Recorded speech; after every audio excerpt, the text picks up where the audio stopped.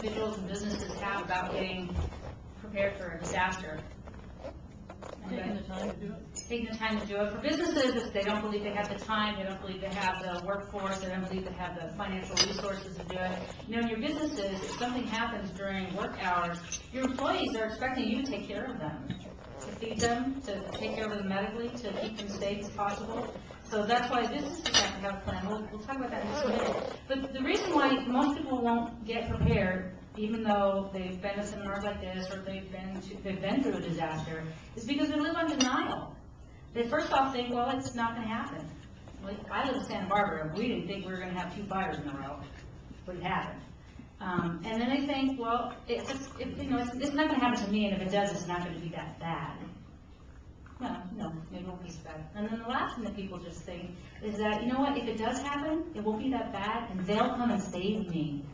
But you already heard from our other two speakers today that in the city of San Francisco, at any given time, there's 14 people on duty.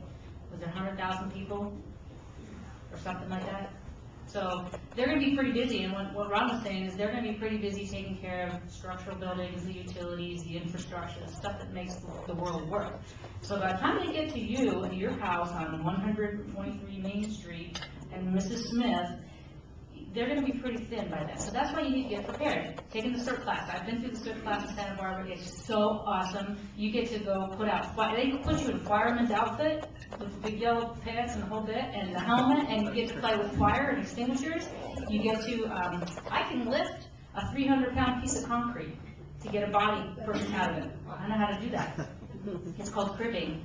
But you know how to do that kind of stuff, and chances are, I hope I never have to use it, but I'll tell you, my confidence was incredibly higher after I went through all that training, and it was really cool, which is how I got started on having my own disaster backpack. Because I went through this class, ours took 8 weeks down there, 8 nights, and I was determined to have my backpacks all ready by the time I graduated from my CERT class, couldn't get my pen and the whole bit. And I started it, and I thought, well, okay, and I'll go through the packs here in a minute.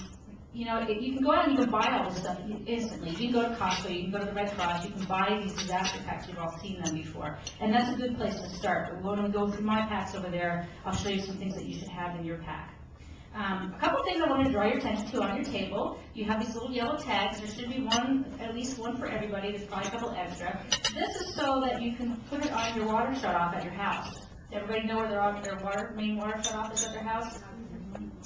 I hate to say it, but unfortunately a lot of women don't know where it is, and the other category is the rich guys don't know where it is. If you know a rich guy, give him a tag. Because, you know, in our business, we deal with water damages every day, and the first thing we talk to people about is just shut off the water. And they go, no. So you gotta know where that is. These are just little fun stress balls, because if you're having a disaster, whether it's a community-wide event or your own personal one, you're going to probably be stressed. So just keep that with you. There's some handouts for you today. Here's a brochure from the Homeland Security for business preparedness, and this is your one for families. There's some checklists, tells you all the things that you should have in there.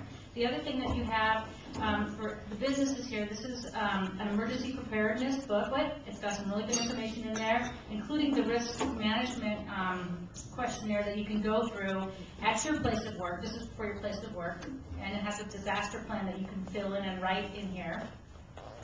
This risk questionnaire is based on a computation of what the fire department typically will do if they come out to your place of business and they'll run an inspection for you.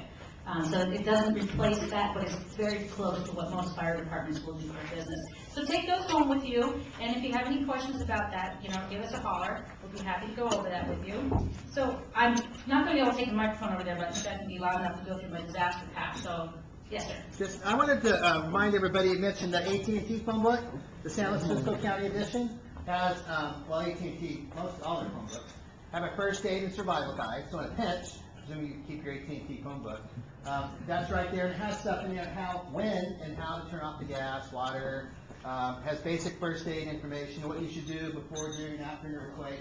And in our case for San Francisco County, it has Diablo Canyon, a nuclear power plant emergency preparedness information in it. You know, after that 4.0 or 3.8 earthquake the other day, I saw on the Tribune blog, people were debating, well, I ran outside. We shouldn't run outside. You know, there's information in a pinch that the AT&T phone book, most of us keep it and have it. It's right there, and you can find out the answers to your information and basic first aid and all that good stuff. Great, thank you. There was one thing I did forget that I was gonna cover. On your table, there's a white sheet of paper, which I realized should have been on another paper. Since the table left their white. It's called the cycle of disasters. I get asked all the time because I work for ServiceMaster, and we are the disaster restoration company.